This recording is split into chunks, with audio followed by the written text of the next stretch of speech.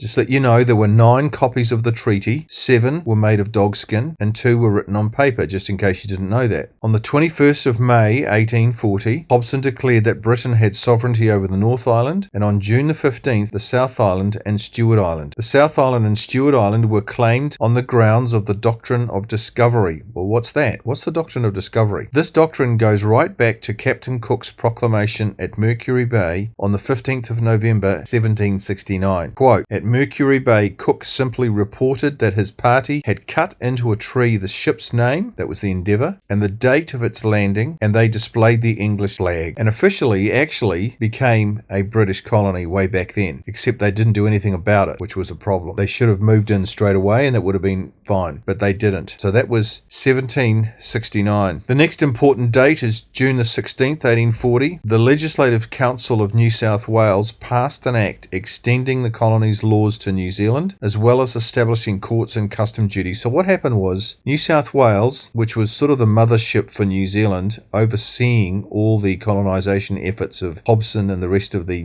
British Party here, they were implementing laws into New Zealand and giving it greater and greater autonomy. So 5 months went by. During those 5 months, the signatures of the chiefs were being gathered. So my question was, had Hobson jumped the gun by declaring sovereignty over New Zealand before all the signatures of the chiefs had been gathered? No. He made the proclamation in anticipation of achieving sovereignty. That's the key word. He was anticipating all the chiefs signing, and that's why he went ahead and declared sovereignty on May the 21st and June 15. On the 16th of November 1840, New Zealand officially became a British colony. Signed by the Queen, the Charter of November 16 vested the power of the British government in a governor, making New Zealand a Crown colony separated from New South Wales. Now that is hugely significant. Would the British have done all this if Maori hadn't ceded sovereignty? Absolutely no way. Then 11 years passed by. The New Zealand First Constitution Act was passed by the British Parliament in 1852, setting out how the country would be governed.